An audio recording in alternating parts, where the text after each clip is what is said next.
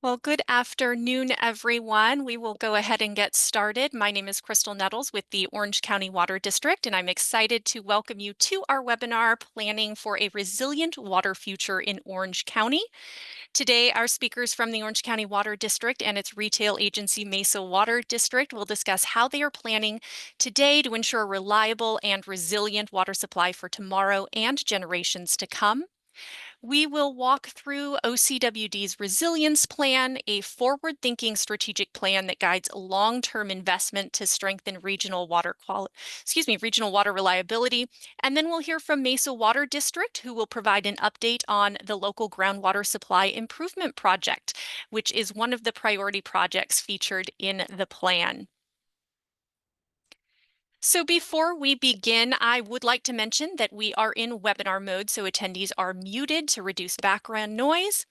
The webinar is being recorded and will be posted to OCWD's YouTube channel.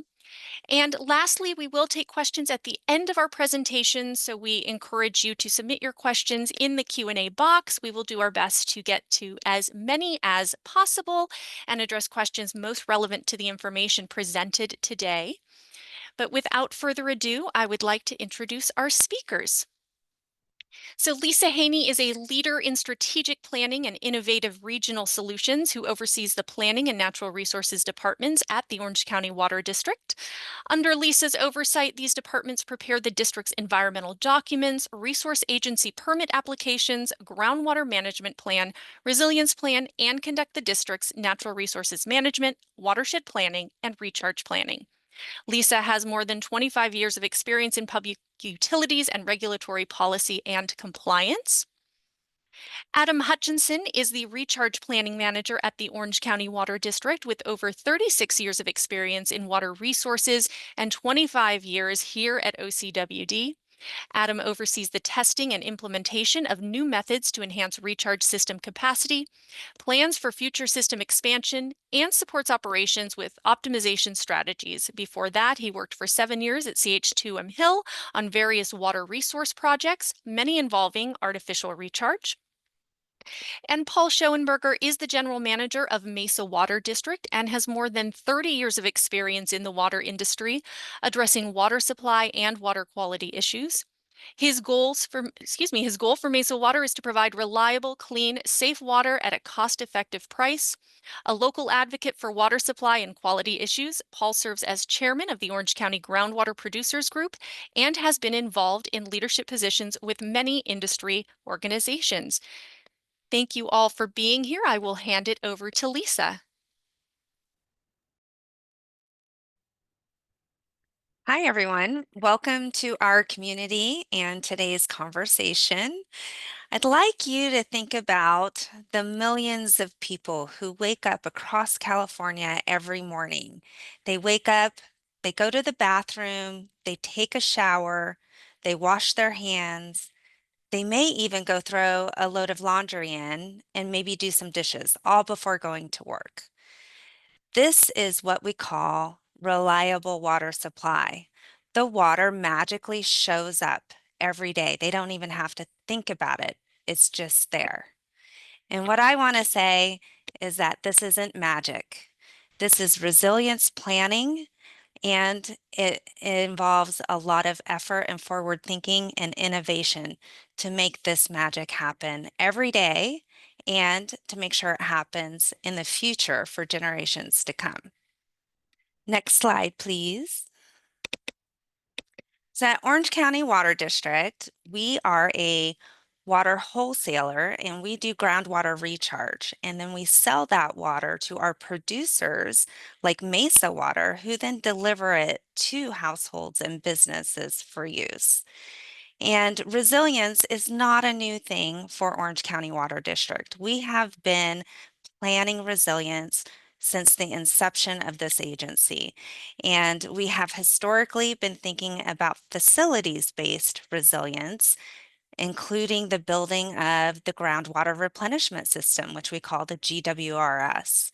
And that resilience created a brand new water supply for our agency, which ensures that we provide a local water supply source rather than being dependent on imported water. Not only that, we have been building other facilities that um, provide safe drinking water, water quality, and that is through our PFAS treatment systems that we provide and build in partnership with all of our producers to ensure that they also have a resilient water supply.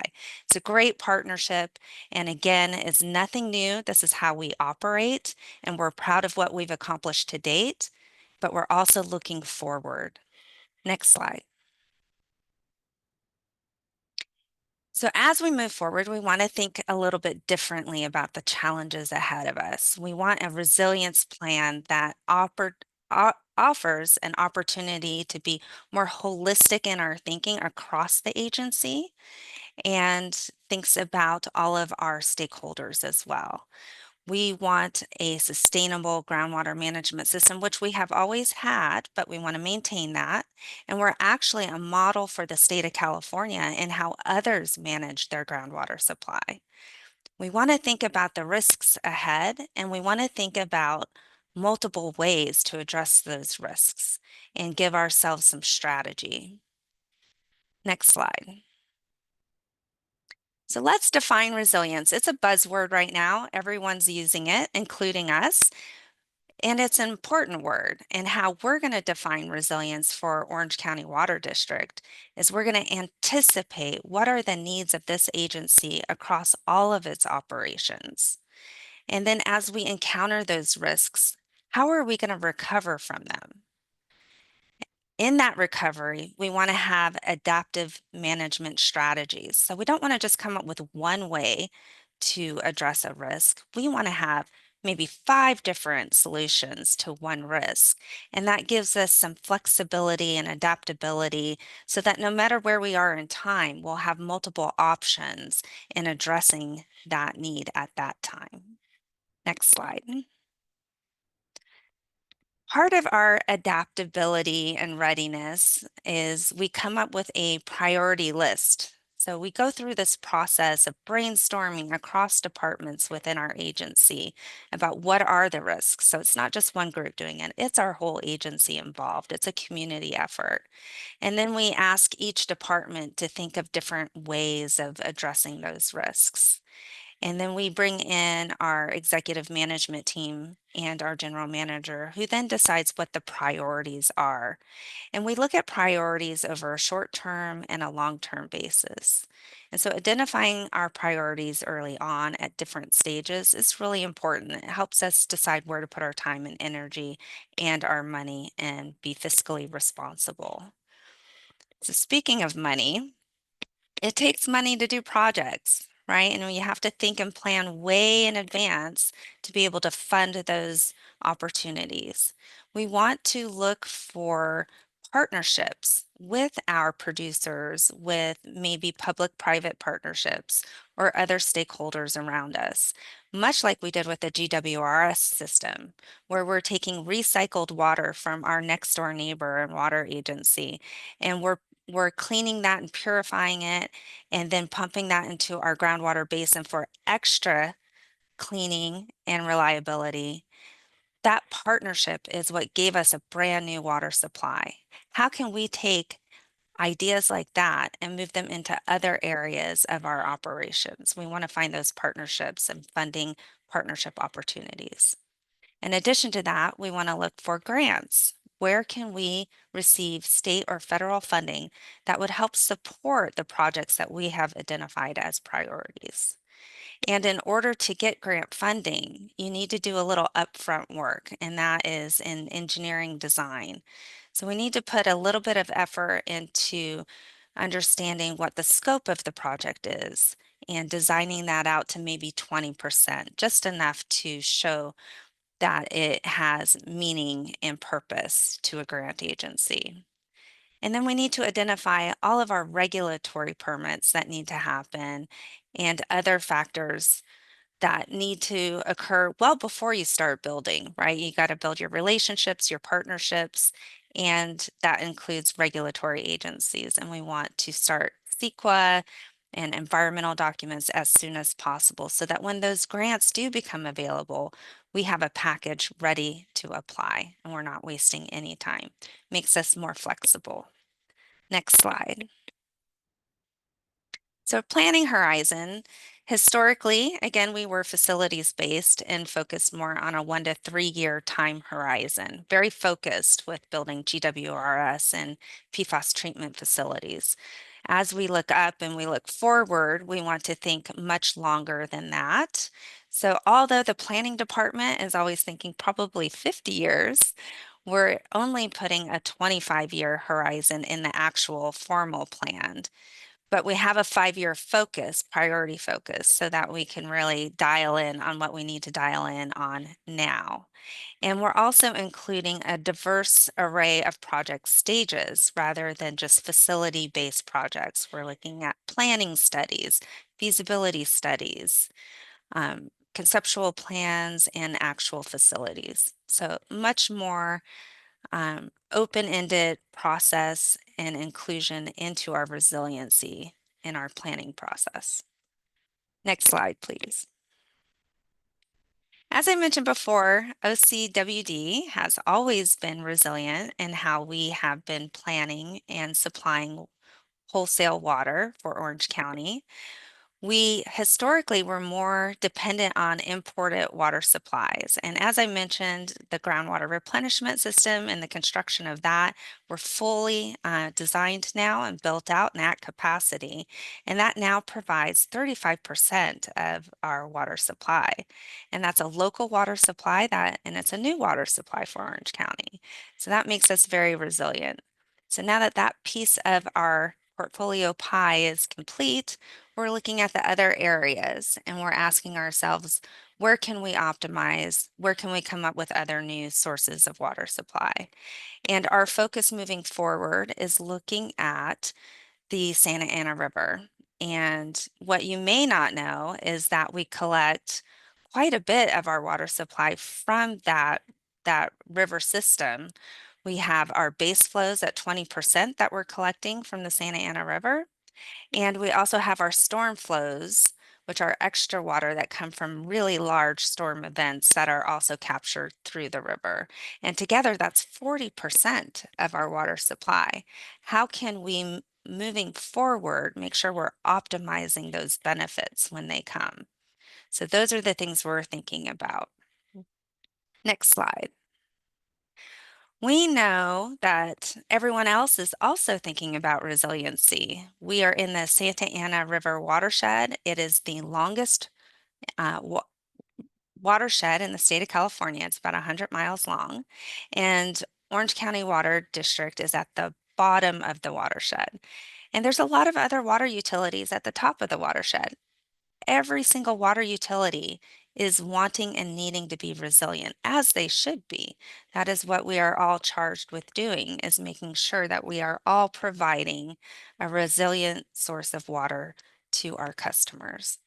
And much of the supply of water that comes down the river is recycled wastewater flows that we then capture and recycle again and put into the groundwater system.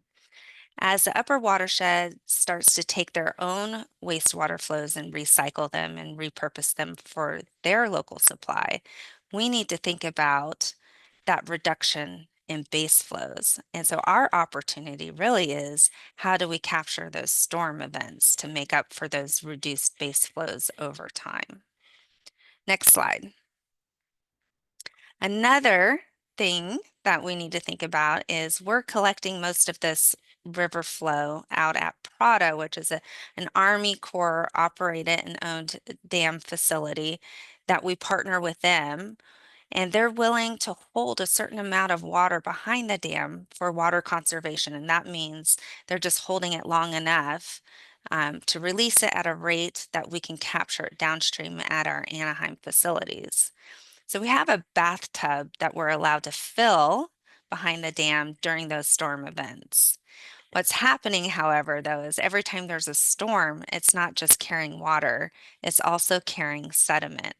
And as those storms come in, it carries a great slug of sediment that then deposits at the bottom of our bathtub and then starts to fill up um, our area for water conservation, reducing how much water we can store. So we need to think about that. How are we going to deal with our shortening of water supply capture in that area? And one of the things that we're doing is we're using forecast informed reservoir operations, which is AI technology for improved weather forecasting, which would allow us to hold water at a higher elevation to make up for that sedimentation layer that's happening. But we're not going to be able to do that forever. So we need to think ahead of like, how are we going to conquer this sediment issue that is definitely going to be happening forever. Next slide. So as I mentioned, we have some things in the mix, really innovative tools and solutions that we're using now and that we're going to continue to use in the future. And that includes Bureau, the Forecast Informed Reservoir Operations. We're also looking to help cities and municipal stormwater agencies figure out if there is maybe a partnership that could happen where cities are able to divert their water, their storm water, into our facilities, and we can treat and then capture that as a new water supply source. So those are things we're looking at. There's a lot of things to work out still in that arena, but it's an interesting topic to be discussing, and I think very timely. And then for the sediment issue, we have developed a sediment dating app. You may have seen a prior webinar where we showed you that and what it looks like. And that's really to help us move the sediment out of the area and get it to people who need it. And I'm going to turn it over to Adam now, who's going to go through our resilience plan in more detail and how we are going to move forward. Adam, it's all yours. Thank you. Thank you very much, Lisa. Next slide. And good afternoon, to everybody online. So what we did in our resilience plan is try to really simplify the narrative and what we're trying to do here in Orange County. And so we defined some of the key assets that we manage and own. And I'm going to walk through each of these right now. So the first one is obviously the groundwater basin. We are a groundwater management agency, and we were formed to manage the basin in 1933. And so some of the challenges as we look ahead and try and build resilience into our system with each of these assets as follows. So for the basin, we're looking at seawater intrusion. That's always been something we've had to grapple with since the turn of the century, basically. And so we're still working on that. Some areas where we've seen new seawater intrusion occurring, so we're going after that. As Lisa mentioned, we've got PFAS treatment, also volatile organic compound, different areas in the basin that are impacted by groundwater quality issues. We're working on those. We have a recharge system that we've invested a lot of money in over the years. We started building it in 1936 and have huge amount of land and facility that are really critical to us. And so we want to continue optimizing those and make sure they're operating at the peak capacity. And then we have future water demands. You know, we don't know where they're going, and I'll talk about that a little bit more later, but we want the basin to be resilient and able to meet future water demands. Now for the Santa Ana River, Lisa mentioned one of the things we're looking at are potential declines of river base flows.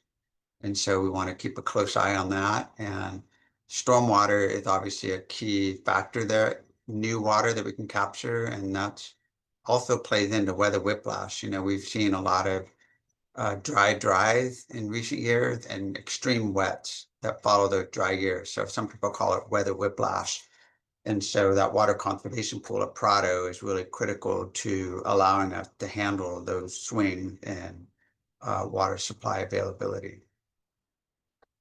And then for the groundwater replenishment system, it's obviously a great partnership with OC San, but we have seen some declines in wastewater supply that people conserve more water. And so we want to keep a close eye on that and have projects to backfill some of that supply if it starts to go down and impact our ability to recycle water. And there are also periodic gaps in recharge capacity, especially in the wintertime when we have a lot of stormwater and a lot of GWS water at the same time. there's sometimes some trade-off that we have to make. So we want to try and optimize the recharge of both of those sources and not give up any water. So that's another part of our strategy there. And then finally, our natural resources, primarily behind Prado Dam. As Lisa mentioned, we've got sedimentation going on, so we want to make sure we can address that over the long term and maintain habitat health when we start to store more water behind the dam and increasingly go to higher elevations. We want to be able to do that without compromising the habitat behind the dam, which is home to some endangered species. So next slide. So looking at water demand going forward, Lisa showed how our supplies are potentially going down, but what are demand doing? Well, this chart here shows water demand in all of Orange County going back to, or within Orange County's area, going back to 1990. And you can see back in there 25 years ago, demands were over 500,000 acre feet a year, and now they're down pretty significantly over time. And that's a real testament to the people of Orange County conserving water and really doing their part. So that's a great news story. And those swings you see in the demand going up and down are really based on weather. You know, the wetter years have lower demand because people aren't using as much water to irrigate, and dry years have higher demand because it's hotter and drier. But going forward, based on a 2020 study, the demand are going to go up by about 4%. So pretty modest increase over the next 25 years. MODOC, our sister agency across the street here, they are doing an update on the demand going forward. So we'll take another look at the resilience plan and see if there's any tweaks that need to be made based on that study, which should be done later this year. So next slide. So Lisa showed this graph earlier where we show our supply sources and base flows and storm flows going down, a modest increase in water demand going up. So we will need to purchase some more imported water in the future to kind of maintain the current level of pumping from the groundwater basin. But we obviously want to do everything we can to minimize imported water because it is expensive, as I'll show in the next slide. Go ahead, next. So the cost of imported water from the Metropolitan Water District of Southern California projected to go up nearly 70% over the next decade. So that's a significant increase in cost. And so that really drives a lot of our resilience projects that have a water supply component to them. We can easily see and test is it cost effective to go after this project. If it's lower than the imported water cost, then it's probably a good idea. If it's over that, then probably not. And fortunately, like the GWS project is much lower than imported water costs. So it is extremely cost effective. So that's the key metric that we use in our resilience plan to see how does it compare to imported water costs. So next slide. So quickly, how do we get to where we are today? So we start out with ideas, and you can see in the upper left there, we have what we call a recharge enhancement working group. It's an internal working group of experts here at the district from all different departments to talk about recharge and what are some ways we can do more and do it better. And then we have a separate strategic planning group that covers all the other items and things that we do here at the district. And then we take a look at the data, we look at demand projection, we look at supply projection, where they're going.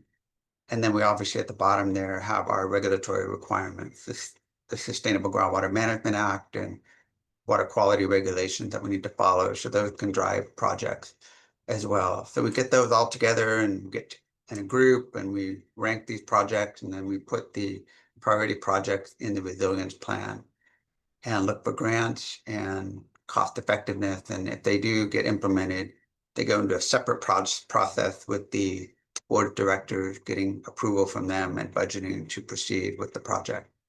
So it's kind of a circular living document that will always be live and updated as needs arise. So next slide. So for this particular resilience plan, we started out with a laundry list of over 50 projects and went through the process of ranking all these and prioritizing them to come up with 16 priority projects and concepts. And to make it easy to conceptualize, you put them into 4 different categories: basin management, water supply, recharge, and operational improvements. And next slide, I'll show you kind of how resilience fits into these categories. So for the basin itself, we want to protect groundwater quality and optimize our basin operation, make sure that supply is always there when it's needed. And then on the water supply side, we want to expand the amount of water we have through stormwater capture and optimizing our sources of water that we have. And for our recharge system, we want to maintain and improve the capacity of those facilities to handle those wet years when we have an abundance of water. We want to make sure those are optimized and ready to go. And then, of course, operational improvement. We always need to be thinking about upgrading our infrastructure and making sure that it's in great shape and ready to go and comply with regulations, of course. So next slide. So this map here kind of shows the locations of all the different projects that are in these different categories. And I'm going to show you where you can get access to this map, interactive storyboard that we put together. So you can see these facilities are located all throughout the basin, but primarily along the coast and in our recharge area. Next slide. So just getting back to sustainable groundwater management, that's really the bedrock of what we do at Orange County, is making sure we're managing sustainably. And in 2014, the state passed a law that requires basins to be managed sustainably. And we showed them in 2017 that we had already been doing that for a very long time. So they approved our plan, and we have to show them every 5 years that we continue to maintain sustainability. So it's not check the box, you're done. You have to continue showing that over forever, really, into the future. And so we're doing that, but that's just a continual requirement that we have to meet. Next slide. So this is the last slide, just to show you we have the resilience plan on our website, and you can go click the QR code here and go to the website and get the plan. And we also have an interactive storyboard that you can see that map earlier that I showed you. You can go and look at where the projects are located, zoom in and actually get the project description for each one of those that are shown on the map, and read more detail about each project at your leisure. So I will go drop off and let Paul jump in and take over. Thank you very much, Adam. My name is Paul Schoenberger. I'm the general manager at Mesa Water District, and we're very grateful to be part of the Orange County Water District family and taking advantage of the great management that they have of the Orange County water groundwater basin, which makes our job a lot easier. So if we could go to the first slide here, which is a relaxing image. And if you're familiar and comfortable with this, you kind of understand California, Southern and Central California, coastal areas, the foothills, and you understand the weather that this implies. We are an area that has a very arid climate. We have our wet cycles, we have our dry cycles. And as a water community, we have to work very hard to even those all out and have our storage, have our supplies, and do those things that make ourselves reliable. And just to bring a little literature into this presentation, I would like to quote from John Steinbeck in one of his books when he was talking about the weather in California. And it goes like this. It says, "I've spoken of the rich years when the rainfall was plentiful, but there were dry years too. There would be 5 or 6 wet and wonderful years, and the land would shout with grass. And then the dry years would come. People would have to haul water in barrels to their farms just for drinking. Some families would sell out for nearly nothing and move away. And it never failed that during the dry years, the people forgot about the rich years. And during the wet years, they lost all memory of the dry. It was always that way." So that was John Steinbeck, East of Eden, which he wrote in 1955, and really shows, the challenge and the impact of the variable California climate that we have. And if you live in Orange County and you're part of Orange County Water District's service area, we have to a very great extent, insulated ourselves from those cycles, which is a great thing. And at Mesa Water, our board meets twice a year for strategic planning. And if we could go to the next slide, their very first strategic goal addresses this very important issue: provide an abundant, local, reliable, and safe water supply. So very top of mind for a water district in our area and most of California is that resiliency and reliability. So if we could go to the next slide. So what I'd like to talk about is a couple things we've done recently: our Mesa Water Reliability Facility, the infrastructure maintenance that we and all other water districts have to do. A lot of running a water district is financial.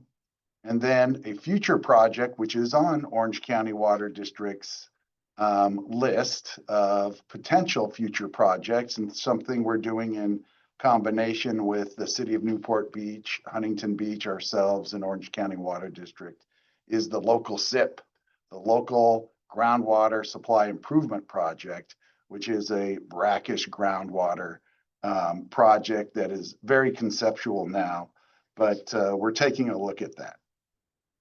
So in the long run, if we could go to the next slide, Mesa Water was formed in 1960. And at that point, we were 100% using imported water. Metropolitan does a great job bringing water in from the Colorado River and from Northern California. And that was the supply we all wanted to use and rely upon in the 60s.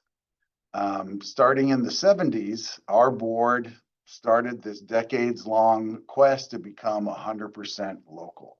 And we started off with tapping into the Orange County groundwater resource that we have. And we're one of 19 agencies that are a member of Orange County Water District. And it's been a great resource.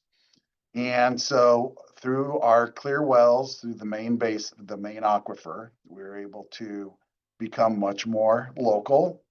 And then beyond that, we included recycled water, again, from Orange County Water District's Green Acres project. And that was to supply the large turf areas in our service area. Then after that, Mesa Water District employed the Mesa Water Reliability Facility, which is where we drilled deep underneath the clear groundwater into an area that has amber colored water, and supplemented our supplies with that.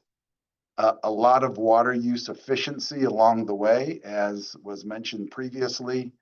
The state plumbing codes have helped tremendously.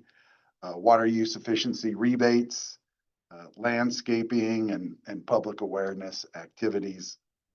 And then in the future, like Lisa was talking about, having options, being resilient, we're looking at the local SIP, the brackish groundwater project. So next slide.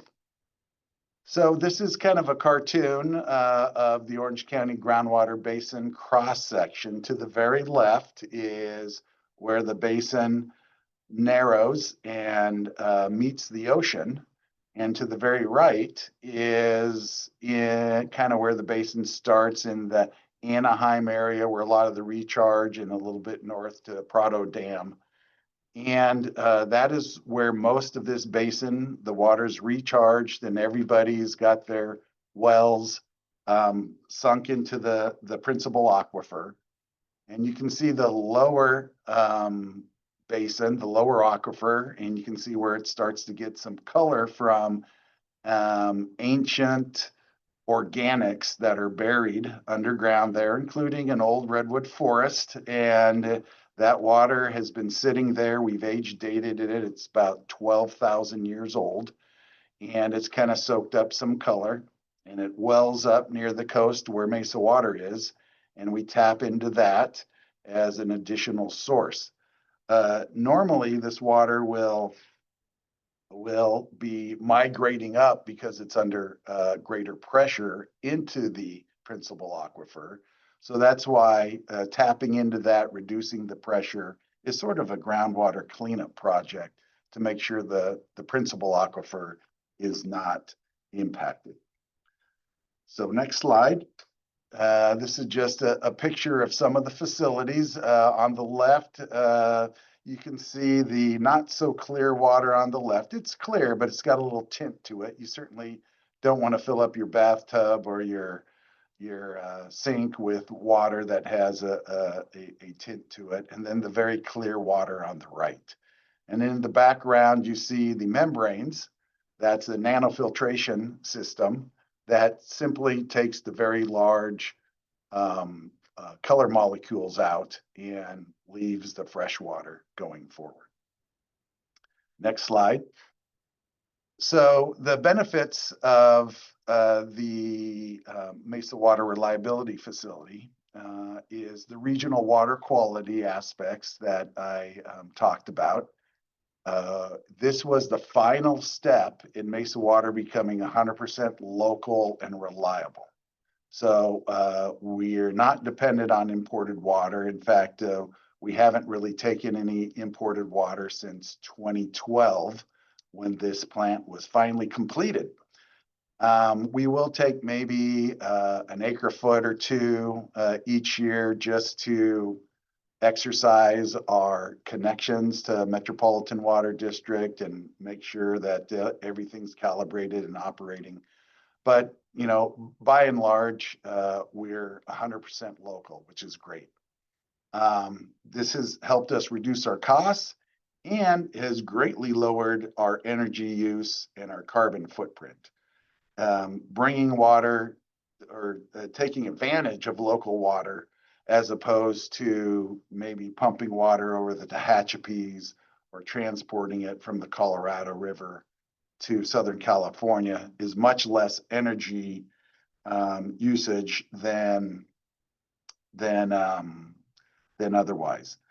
So we've made sure recently that we have kept up with our facilities.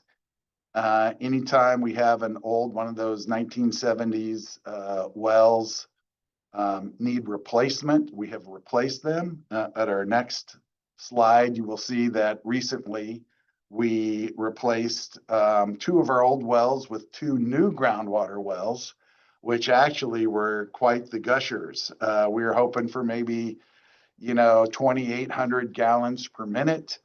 But our 2 new wells were located very nicely. We're close to the Santa Ana River, some good deep sand and gravel areas in the principal aquifer.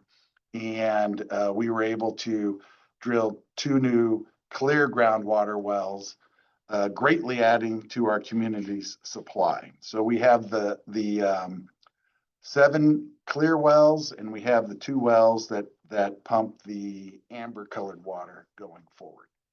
And of course, part of being resilient is making sure that all your facilities are in great condition, operating well, and have a good backup to them. So if we go to the next slide, you will see that we, like most of the agencies in California, have robust preventative maintenance. On the right there, we are flushing and servicing a fire hydrant. We have 3,500 fire hydrants in our system, and every one of them gets visited every year and is exercised, flushed, serviced to make sure that they're operating. We will probably find about 20, 25 per year that aren't working up to our standards, and we'll replace those. Similarly, in the middle there, you will see us exercising our valves. We have over 5,000 mainline valves that will help to isolate any kind of leak so we can operate on it without, or we can fix any leak without disrupting supply to others. So we turn and exercise every one of our valves every second year. So that's a good thing. And then on the left, you will see we've recently finished a $70 million capital improvement program, pretty much upgrading or replacing all of our above ground facilities. Pump stations, wells, reservoirs, everything above ground has been replaced, and we're doing very, very well with keeping our system maintained going forward. So that's all part of being reliable and resilient. And then on the next slide, just a couple of pictures of our backup systems. Our water supply sources that are local all have backup power. So typically we're on Edison or Southern California gas for our power. And then these are two of the backup generators that we have that are diesel powered at two of our well sites. So we've got energy and backup energy for all of our systems. And then the culmination is our next slide. And so this lets us know how reliable we are. If you see that small bar that's blue on the right that says demand, that is Mesa Water's average demand every year. About 16 million gallons per day is our average demand. And then on the left are all the potential supplies available to Mesa Water.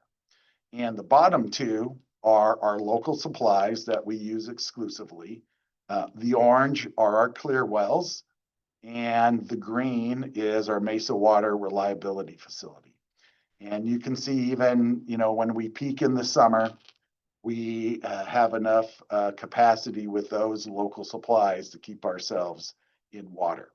In addition to that, we have generous capacity in the imported water system should we need it, and emergency interconnections with our neighbors.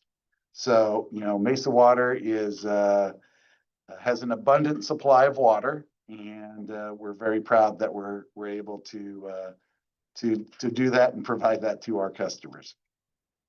So the next slide is just, a little bit about the financing, and it's reliability and resiliency and strong finances all go together.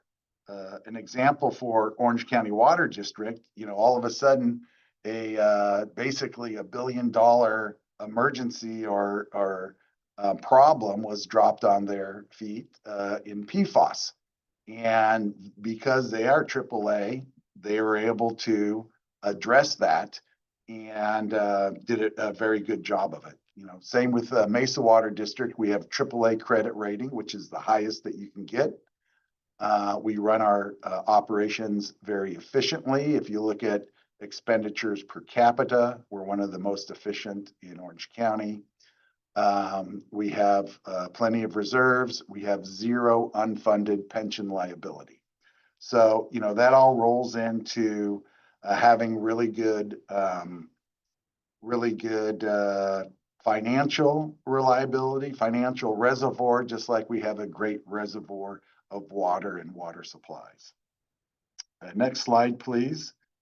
So I kind of covered the financial resiliency. It's very important, and our board spends a lot of time with reserves, understanding our water sales, and making sure that our rates are affordable, but also sufficient to keep a good system going forward. And then now I'd like to talk a little bit about the local groundwater supply improvement project on the next slide. And what this is looking at the groundwater basin that's on the seaward side of the injection barrier. Orange County Water District has an injection barrier that provides a mound of water that keeps the seawater out of the main basin. And between that barrier and the ocean, there's about 3 miles of land that is brackish groundwater. And could this possibly be the next source to give us additional flexibility of water?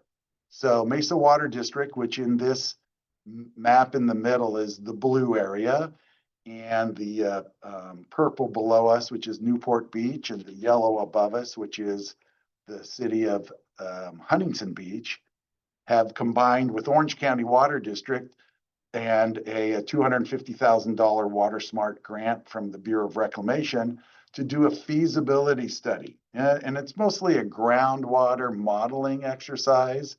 The basin gets really narrow in that area. So, how much capacity could we possibly take from this? What would the impact on the seawater barrier be? And how much water would be drawn in from the ocean?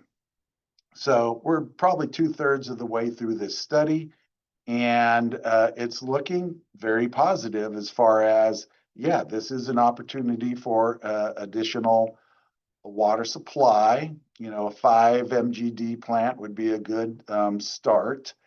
And possibly it would even lower the pressure on the seaward side of the barrier, making it so that Orange County Water District doesn't have to put quite as much water in the barrier to provide protective elevations. And then if you go to the next slide, so we just dropped 5 dots on a map to represent maybe 5 wells. And this is in the Huntington Beach area, and that light colored is the Talbot Gap, where water would come in from the sea into the main basin. So these aren't actual locations of the well. So if you're from Huntington Beach, don't try to see if that's near your house or not. This is just kind of dots on the map as far as a modeling effort for a 5 MGD project. And what it would look like, what would the water quality look like, what kind of volumes might we get, and who could use the water and how much might it cost. So some of those questions aren't answered, but on the next slide, we do have some answers. So given those kind of theoretical well sites, about 70 to 80% of the water would be coming from the ocean, and then the rest would be coming from the basin. And you'd get a salt level or a chloride level that is about half of seawater. So you would need a reverse osmosis type plant to treat it. And we're looking at 4 to 8 million gallons a day of well production in our study. So, that's just something that agencies do. Orange County Water District, Mesa Water District, we look at possibilities. We're doing the study. It might take quite a while to bring something like this online, but we're always looking to increase our reliability and resiliency. So thank you very much. That's what we have to say from Mesa Water, and I'll hand it back to Crystal. Thank you very much, Paul, and thank you to all our speakers, Paul, Adam, Lisa.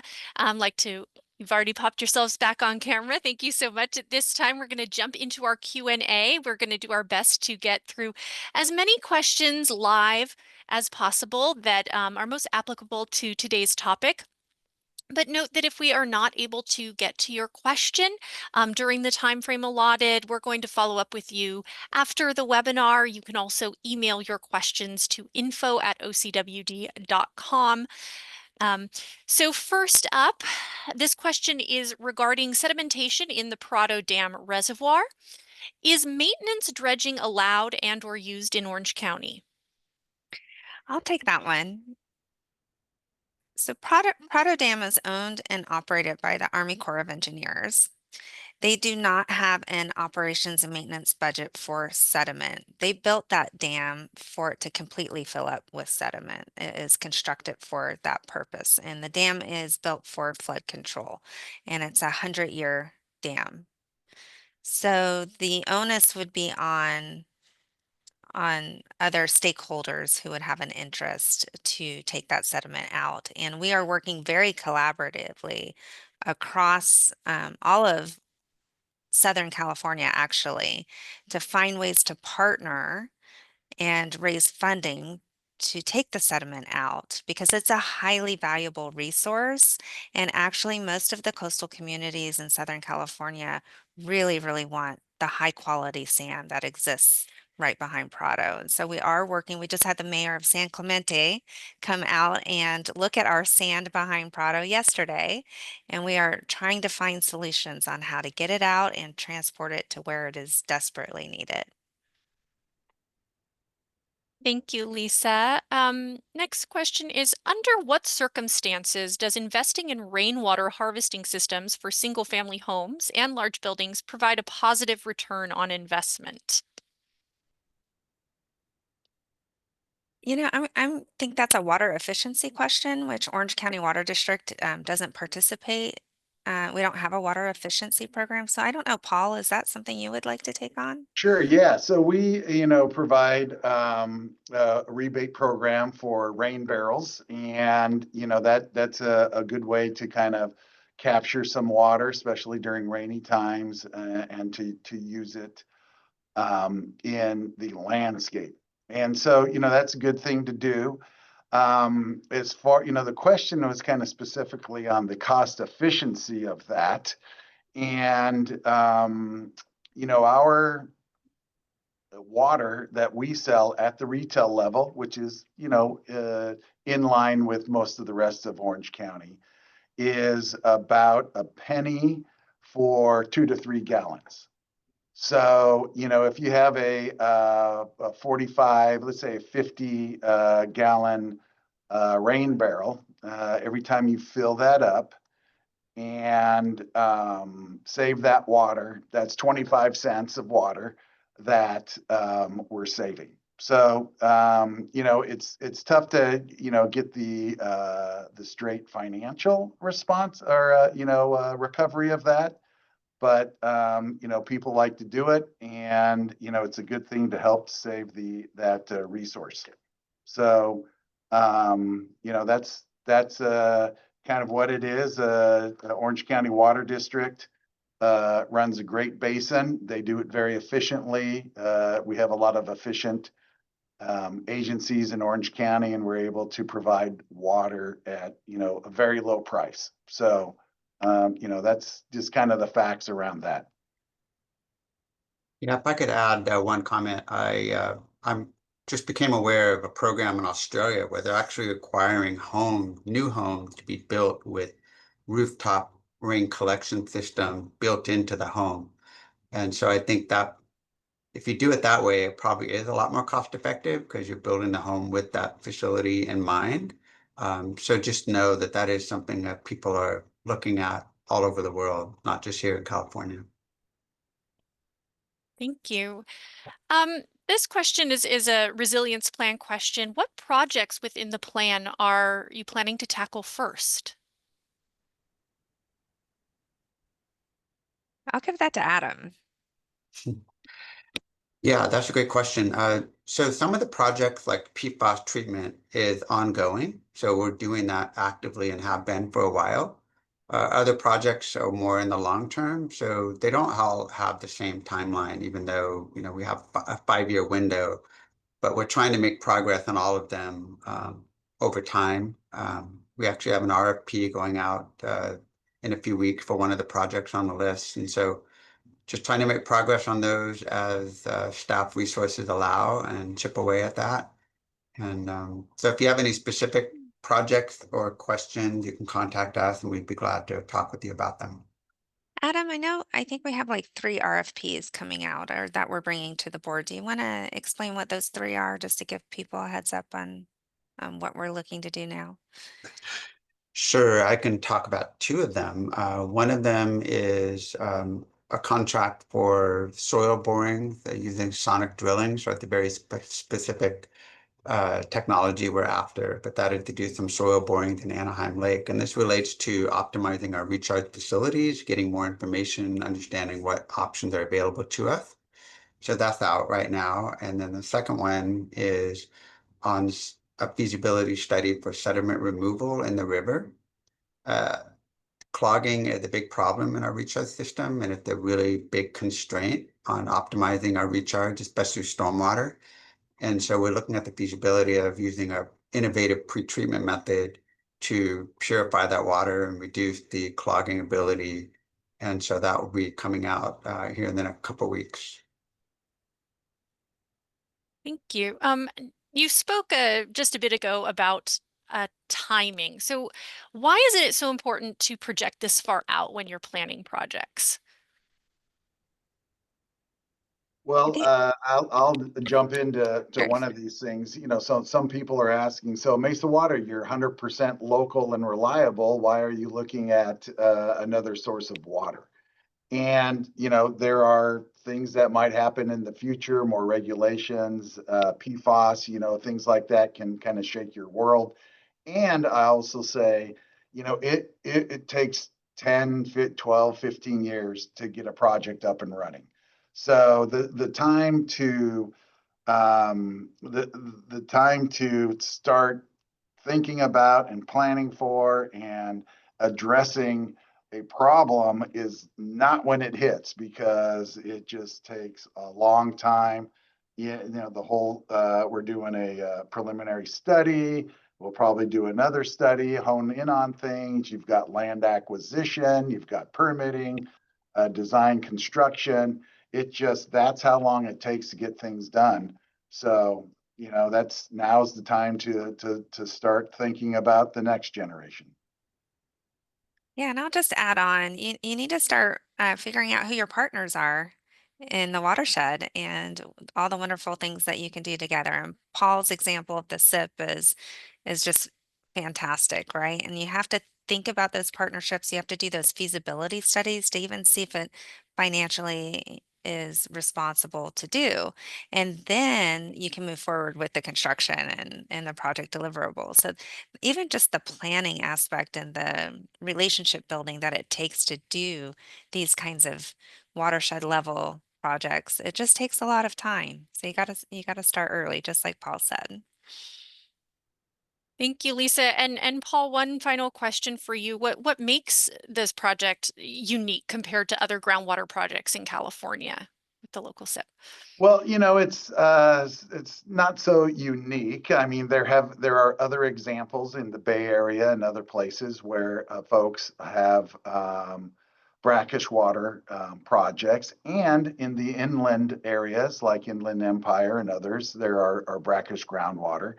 But you know, it's unique to our area, and it's a potential, and it's just kind of illustrative of the water industry is very forward thinking. Like Lisa said, always trying to partner up and come up with what the next solution might be. So, you know, proud to be part of it. Very grateful to have Orange County Water District as our partner. Yeah, I'll add real quickly on that. A lot of basins, coastal basins in California are struggling with seawater intrusion, and they're looking at brackish water desal, like what Paul is proposing as a potential solution. So instead of building a barrier, injection barrier like we have, you actually build a system to capture seawater inland and use it as a supply source and a barrier at the same time. So something that's being looked at statewide. Excellent. And with that, I am going to wrap up just in the interest of time, but I wanted to thank you again to our speakers and all of our attendees for joining us today. I hope you've enjoyed today's webinar. A friendly reminder that this webinar is being recorded. It's going to be posted to OCWD's YouTube page. If you do have any further questions, please email us at info@ocwd.com.